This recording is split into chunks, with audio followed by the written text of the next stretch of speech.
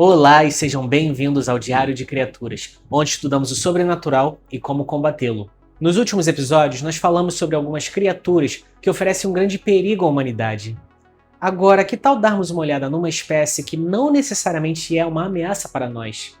Hoje, iremos falar sobre anjos, suas origens, suas características e suas fraquezas. Só um detalhe aqui, eu não vou mais precisar ficar segurando aquele blocão, porque eu tô com esse microfone novo aqui, lapela, mas isso aqui é mais um teste para ver se funciona. Eu posso fazer mais gestos, mas eu ainda não sei se o áudio vai ficar tão bom quanto os dos últimos vídeos. Bom, vamos prosseguir. Anjos são criaturas divinas da mitologia judaico-cristã, que habitam o céu e são bastante conhecidos por atuarem como mensageiros de Deus para os humanos. Enquanto temos a imagem desse ser como algo parecido com o ser humano, só que com asas, essa é somente uma das muitas formas que eles podem obter. Na visão celestial, existe uma hierarquia dos anjos, dividida em 3 esferas que são baseadas na proximidade desses seres com seu Criador. E dentro de cada um desses grupos, temos 3 coros, totalizando em 9. Vamos dar uma olhada rápida em cada um e analisar suas funções. Logo no topo, na primeira hierarquia, com os conselheiros, temos os anjos mais próximos de Deus. O serafim é o coro mais próximo do Criador e essa espécie é dita como a mais poderosa do céu. Eles circulam pelo trono de Deus, o louvando eternamente. Eles são descritos como seres de 6 asas, com 2 tampando os rostos, 2 cobrindo os pés e as outras 2 sendo usadas para voar. O querubim é o segundo coro na hierarquia e agem como guardiões de locais sagrados, como, por exemplo, o Jardim de Éden. Você pode estar acostumado com a visão de um bebê alado, mas eles são descritos como um ser de 4 asas e 4 rostos diferentes. Um de ser humano e os outros de touro, leão e águia. Tronos estão no terceiro coro e servem não só como guardiões do trono divino, mas também como seu meio de transporte, além de discutir com Deus em como manter a ordem no universo. São descritos como rodas flamejantes e cobertas por olhos. Agora, a segunda hierarquia, os governantes. As dominações organizam as tarefas dos anjos inferiores, recebendo ordens de seus superiores e as delegando aos mais hábeis para o tal. Eles têm a figura mais humana e usam coroas enquanto seguram bolas de luz ou cetros. As virtudes têm o trabalho de manter a ordem no universo e observar o movimento de corpos celestiais, removendo possíveis obstáculos para a vontade de Deus e performando milagres na Terra. São seres alados de luz e energia. Potestades são os guerreiros dos céus, lutando com o que é considerado maligno para manter a ordem no universo. A aparência é mais humana e usam armaduras e armas para o combate.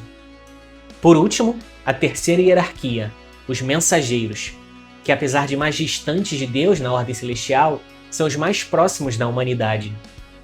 Os principados são os educadores da Terra, observando nações e ajudando a guiá-las para o caminho considerado certo. Assim como as dominações, eles também são vistos usando coroas e segurando bolas de luz ou cetros, simbolizando sua autoridade.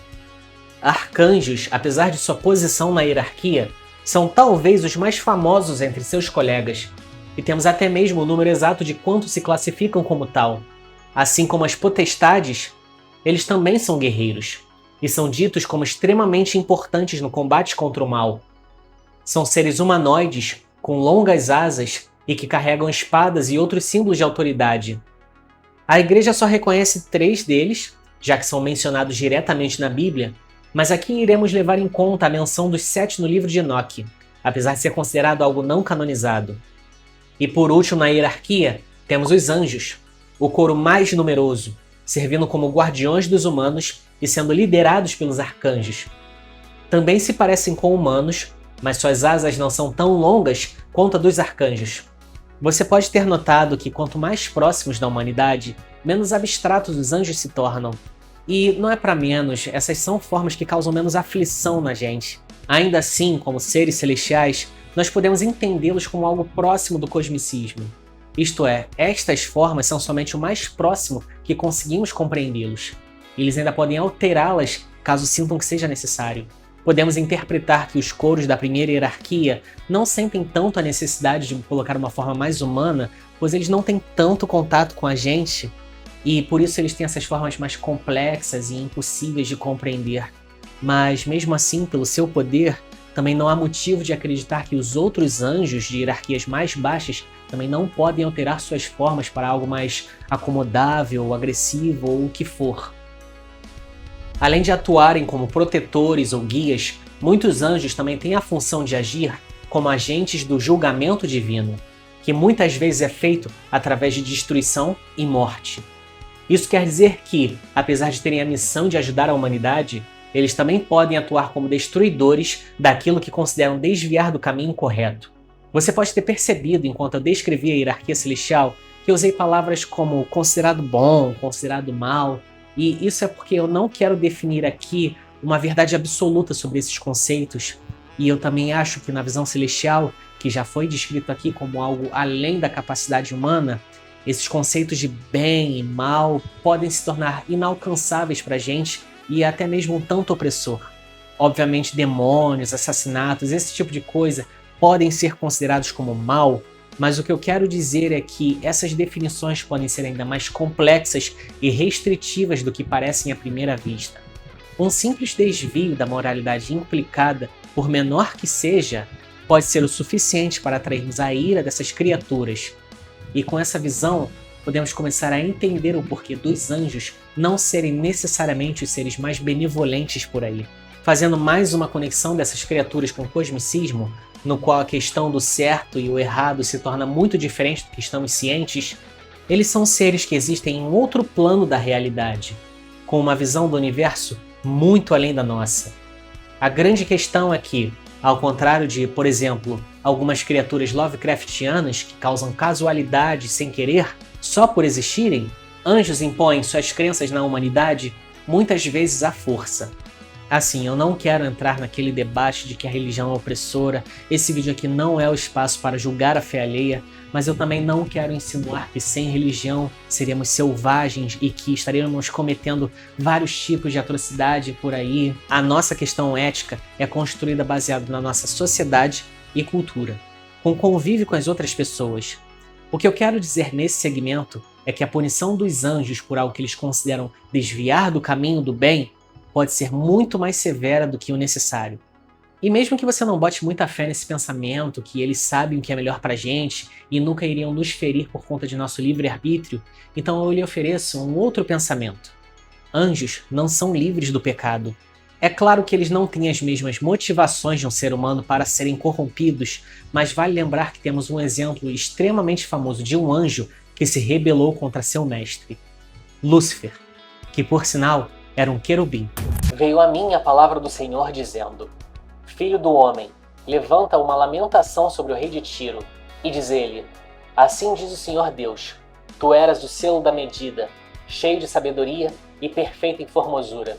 Estiveste no Éden, jardim de Deus, de toda pedra preciosa era a tua cobertura.